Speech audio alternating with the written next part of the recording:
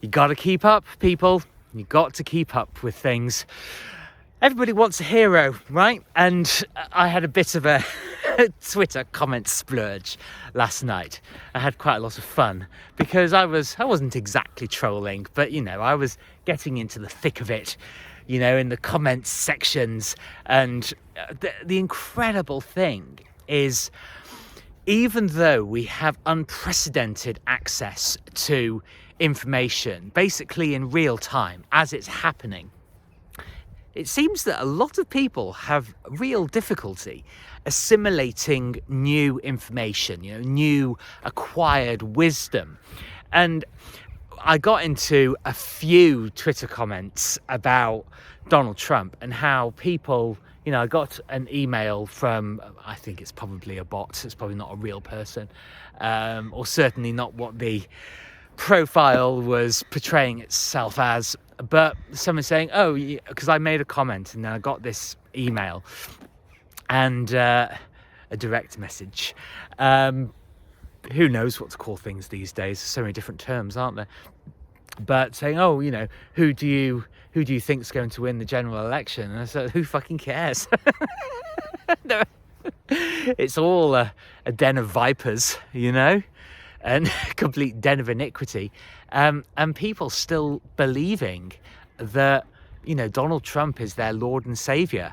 And the thing is, at the time, it was the same time as Brexit, and obviously I voted to leave the EU, but at the same time the Trump phenomenon came upon us, and at that point I thought, oh yeah, brilliant, much better. But then obviously, apart from a handful of tax breaks for people who already know how to evade taxes, or avoid rather, legal, because I'm against taxation as well, it's theft.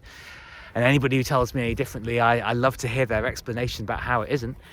But with that being basically his one thing, the economy's up, but but unprecedented levels of debt, and no wall, and he pushed the jab, all of this stuff, people seem to have forgotten about all of this. Is what I mean by assimilating information.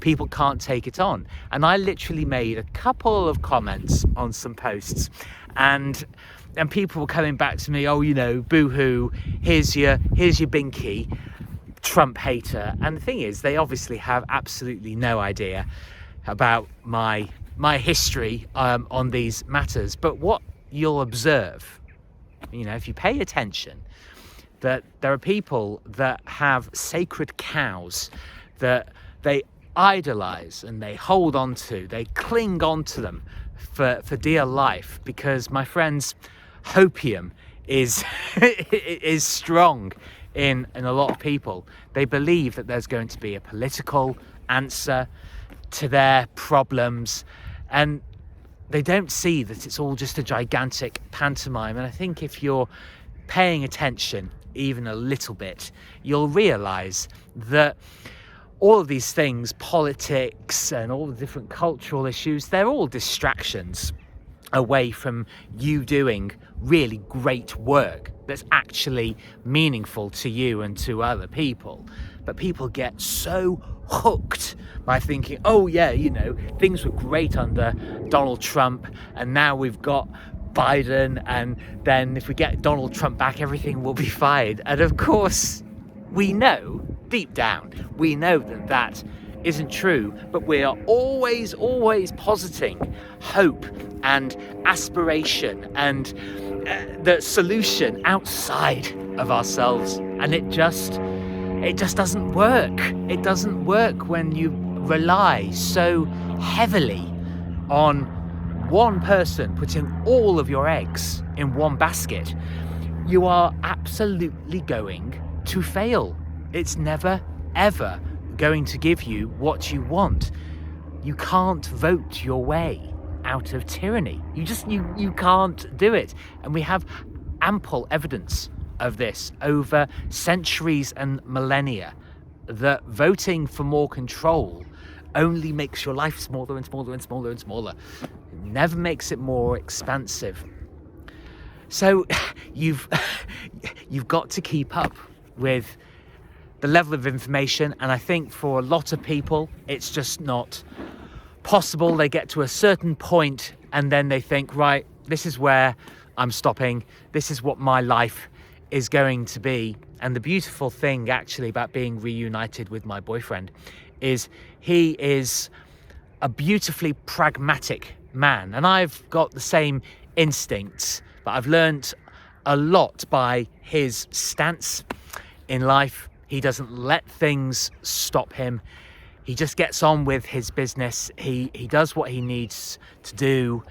And he has a very, very satisfying but peaceful life as well. And I'm talking a lot about peace in the last few videos because I believe that that's where true power lies, because he doesn't let things bother him and he keeps moving on. I'm doing more and more of that, and my life is getting better and better. Less stress, fewer bumps in the road. And when things do come up, I just think, yeah, fine, I'll deal with this because I've got it within me to deal with it. And I encourage you to do the same. Never ever believe that another person is the solution. I learn from my boyfriend, but of course the reason that my life gets better is because I put it into practice for myself. Be a sovereign individual. Be an island. Don't be afraid about putting the drawbridge up to things that don't serve you, and really lead the best life that you can lead by realizing that most of what we think is important is a circus, a pantomime, and it's there to entertain you a little bit, but to distract you. And you've got greatness in you that I want you to fully realize. Keep with it.